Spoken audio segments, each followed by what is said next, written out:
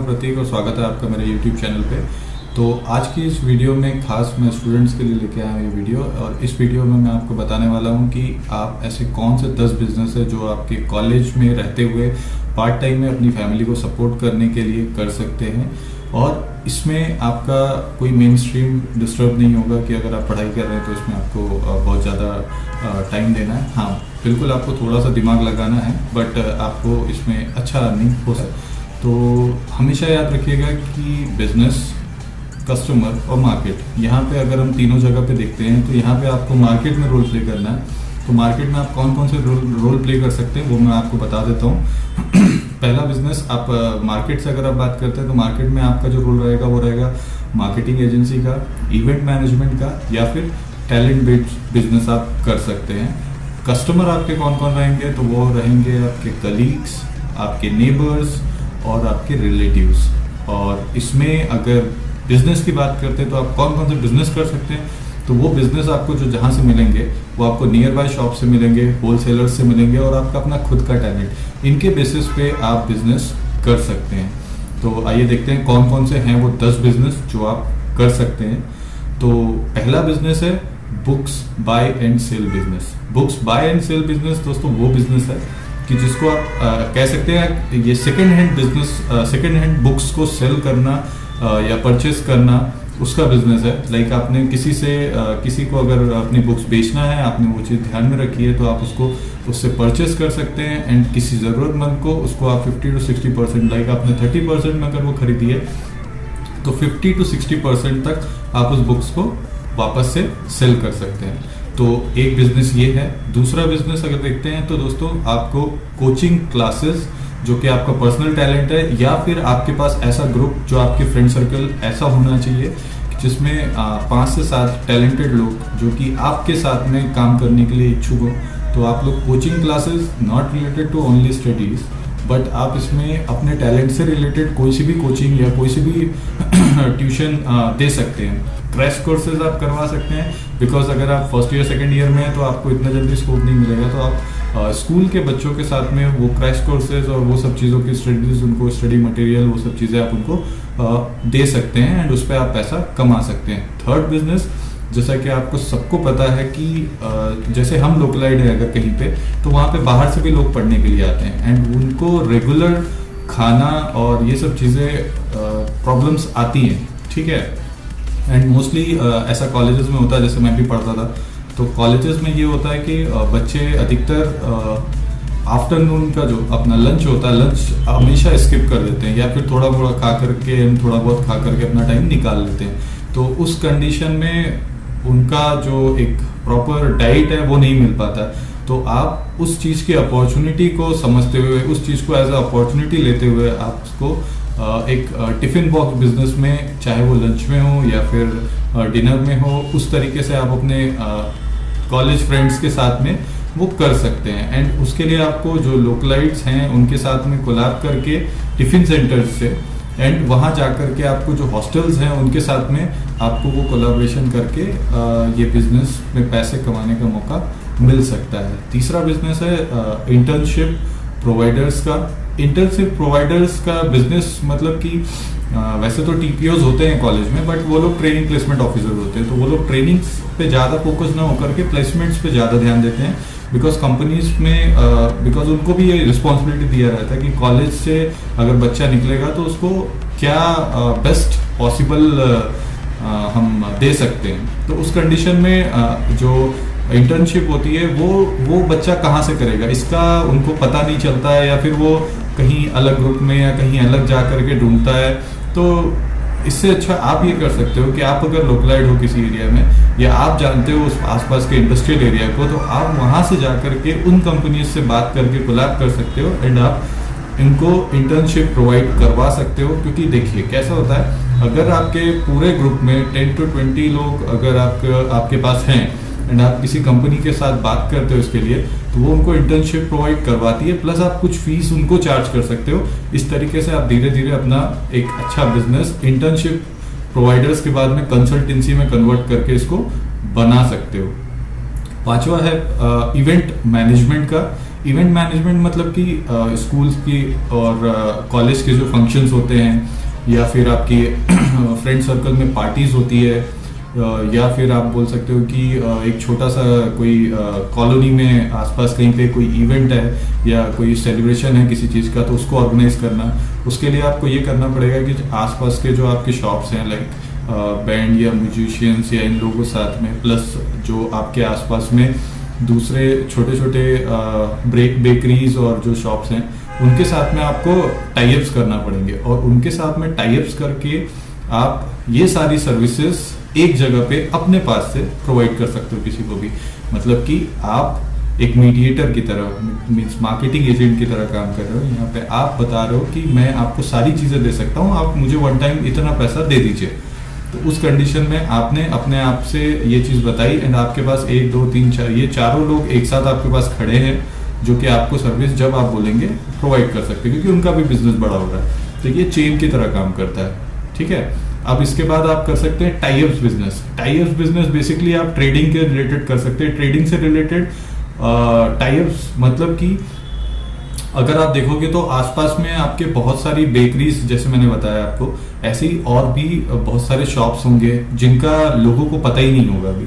अगर मान लीजिए आप किसी आपके आसपास के गांव में जाते हैं, तो आपको उनको कोई चीज़ बतानी है, तो शायद हो सकता है उनके पास वो चीज़ हो ही ना, या उनको ऐसा रहता है कि फॉर एग्जांपल जो साबुन मैं आज यूज़ करता हूँ या जो सोप आप यूज़ करते हो, वो सोप शायद हो सकता है उस गांव में लोग ना यूज़ करते हो, और आपको पता है कि इस सोप का वर्थ कितना है, ये कितना सस्ता है और कितना अच्छा है।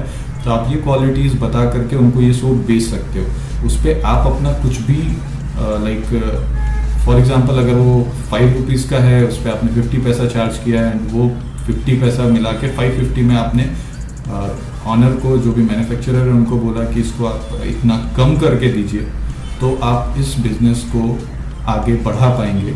तो उसके हिसाब से उन्होंने MRP पे उस रेट को वापस से चेंज किया, एंड देन वो वापस से रिप्रिंट होकर के आपके पास आता है। या फिर आप अपना कमीशन उनको डायरेक्टली बता सकते हैं कि मैं इतना बिकवाऊंगा, तो इस पर मुझे इतना कमीशन चाहिए।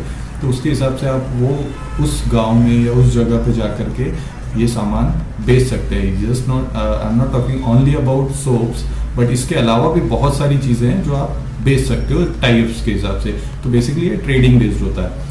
देन उसके बाद आपका कुरियर सर्विस प्रोवाइडर, आपने मोस्टली सुना होगा कि ये फॉर एग्जांपल आप कहीं पे बैठे हुए हैं, मीन्स घर पे बैठे हुए हैं, एंड सडनली आपकी मम्मी आकर के आपको कोई चीज़ बताती है कि बेटा एक काम करिए, फलाने आंटी के यहाँ पे देख के आ जाए, या वो अंकल के यहाँ पे, या पापा ने आपको कहीं भेजा। तो ऐसी नीड्स इस टाइप के जो रिक्वायरमेंट्स है, वो अगर आप देखोगे तो विद इन अ सिटी इस टाइप के रिक्वायरमेंट्स फुलफिल करने वाला कोई नहीं है, ठीक है। कि आपको विद इन अ सिटी कोई कुरियर करने वाला मिल जाए। अगर कुरियर होता है तो एक से दूसरी जगह पे, या सिटी टू सिटी होता है, या स्टेट टू स्टेट होता है, इस टाइप से कुरियर होता है। तो विद इन अ सिटी आपको वो आपके कुछ फ्रेंड्स के साथ में करके, एंड आप अगर वो नेटवर्क बना पाते हो कि विद इन अ सिटी आपका कुरियर आप डिलीवर कर पा रहे हो, एंड उसका विद इन अ टाइम आपको उसका डिलीवरी आप दे पा रहे हो, तो आपको उसका बहुत अच्छा आउटपुट और बहुत अच्छा बिजनेस प्रॉफिट मिल सकता है।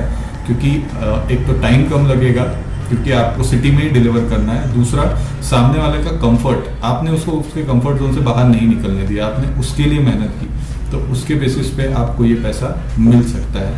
देन उसके बाद है मार्केटिंग एंड एडवर्टाइजमेंट बिजनेस। तो मार्केटिंग एंड एडवर्टाइजमेंट बिजनेस मतलब कि आप किसी भी प्रोडक्ट को सेल करने के लिए उसका मार्केटिंग या एडवर्टाइजमेंट कर सकते हो। बेसिकली मैं आपको बोलूँगा कि अगर कोई आपका कॉलेज का फंक्शन है, तो कॉलेज के फंक्शन में आप मोस्टली आप देखते हो कि बहुत सारे बैनर्स छोटे छोटे लोग लगा देते हैं, एंड अपना अपना।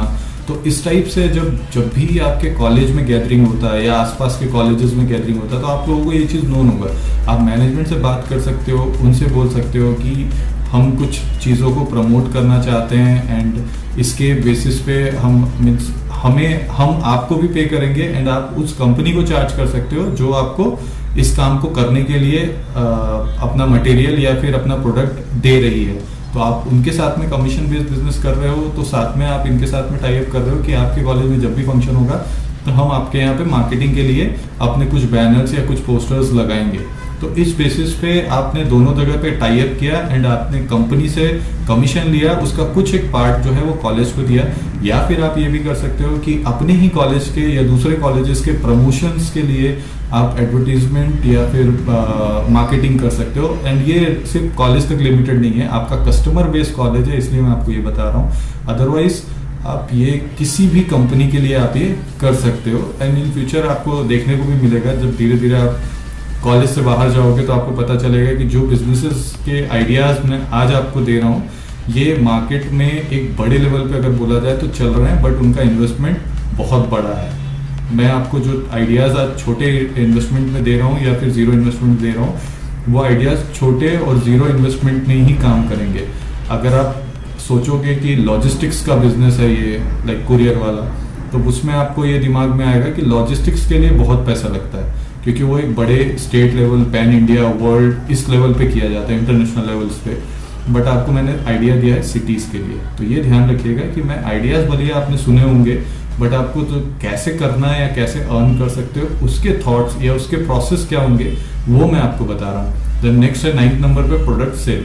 कोई भी प्रोडक्ट आप अगर कॉलेज में देना चाहते हो, लाइक स्टेशनरीज, स्पोर्ट्स प्रोडक्ट्स या फिर इलेक्ट्रॉनिक गैजेट्स, इससे रिलेटेड आप कोई भी प्रोडक्ट अगर मार्केट से उठा करके अगर आप देना चाहते हो तो आप इजीली सेल कर सकते हो यहाँ पे। क्यों? क्योंकि कस्टमर बेस इतना बड़ा है कि अगर आप स्टेशनरीज चाहो तो आप कॉलेज के अंदर टाई अप करके दे सकते हो, स्पोर्ट्स प्रोडक्ट्स चाहो तो आप बिल्कुल दे सकते हो। आप अगर लैपटॉप्स या फिर उसके अलावा कोई दूसरे गैजेट्स हैं जो कॉलेज प्रोवाइड कर रहा है स्टूडेंट्स को, बट वो आप चाहते हो कि आपसे परचेस करे वो, तो आप उसके लिए उनसे बात करके एंड वो गैजेट्स को भी आप कॉलेज को प्रोवाइड करके भी अर्निंग या बिजनेस बना सकते हो। एंड लास्ट जो बिजनेस है वो आपका, अगर आप कॉलेज स्टूडेंट्स हैं तो सबको पता होगा कि यहाँ पे सभी को कॉलेज में प्रोजेक्ट्स करना पड़ते हैं।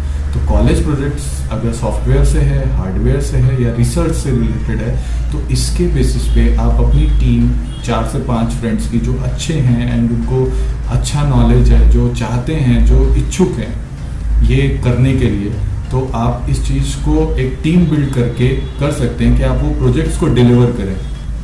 लाइक अगर मान लीजिए कॉलेज में मुझे एक कोई ऐसी साइकिल बनानी है जिसको मैं बैटरी के थ्रू चला सकूं, अगर आपको उसका नॉलेज है, क्योंकि फाइनली देखिए स्टूडेंट्स जब उस टाइम पे करते हैं तो उनको नॉलेज अच्छा खासा होता है बट प्रैक्टिकल उन्होंने किया नहीं होता है। एंड फिर वो क्या करते हैं, वो आसपास की जगहों पे सर्च करते हैं कि कोई मिल जाए, कोई करवा दे, किसी से प्रोजेक्ट बन जाए। तो अगर वो रिस्पॉन्सिबिलिटी आपने ले लिया तो उस कंडीशन में आप वहाँ से भी पैसा अर्न कर सकते हैं। तो ये 10 ऐसी अपॉर्चुनिटीज़ या 10 ऐसी डिमांड्स है मार्केट की जो कॉलेज लाइफ में होती हैं, जिसको आप करके एंड पैसा कमा सकते हो। बिकॉज इसमें सब में सेविंग्स भी है, प्लस जिसको आप ये चीज़ दे रहे हो उसका भी कुछ ना कुछ पैसा बचेगा। क्योंकि हर चीज़ मार्केट से डायरेक्टली खरीदने जाते हैं तो उनको कहीं ना कहीं आप सिंगल खरीदने जाओगे तो उसमें पैसा ज़्यादा लगता है। लेकिन अगर आपने कोई चीज़ बल्क में ले ली तो ऑब्वियसली उसमें डिस्काउंट आपको मिलता ही मिलता है। तो ये कुल मिला के आपने ट्रेडिंग का काम किया, एजेंट बन के काम किया, ब्रोकर की तरह काम किया, इस तरीके से काम करके आपने अपना बिजनेस बनाया। तो ये पूरी इंफॉर्मेशन थी रिलेटेड टू जितने भी बिजनेस, आप 10 ऐसे आइडियाज़ जो बढ़िया चलेंगे एंड पॉसिबिलिटीज़ है, क्योंकि सारी चीज़ें यहाँ पे पॉजिटिव है, तो ये बड़ा हो सकता है। एंड आप स्टार्टिंग से करोगे तो आपको हमेशा ये ध्यान रखना है कि बोलने के लिए बहुत सारे लोग होंगे, सपोर्ट करने के लिए बहुत कम, तो आपको चीज़ें छोड़नी नहीं है। अगर आप ये सोचोगे कि चीज़ें छोड़ करके एंड हो जाएगा, आपको सिर्फ और सिर्फ एक्शन मोड में रहना है। चीज़ों को आपको सही डायरेक्शन में अगर आउटपुट चाहिए तो एक्शन मोड में ही रहिए। कोई कुछ भी बोलता हो, एक कान से सुना, दूसरे कान से निकाल दिया, दैट्स इट। इससे ज़्यादा नहीं करना है। बिकॉज कुछ टाइम के बाद में जब वो चीज़ें सक्सेसफुल होती है ना, तो वही लोग जो कल हमें कुछ बोलते हैं वो लोग आगे चल के अप्रिशिएट करते हैं कि यार बंदे में दम था, आइडियाज़ था, आइडिया के हिसाब से उसने काम किया एंड आज वो सक्सेसफुल है। तो thanks for watching and please do like, share and subscribe the video अगर आपको वीडियो अच्छी लग रही है तो।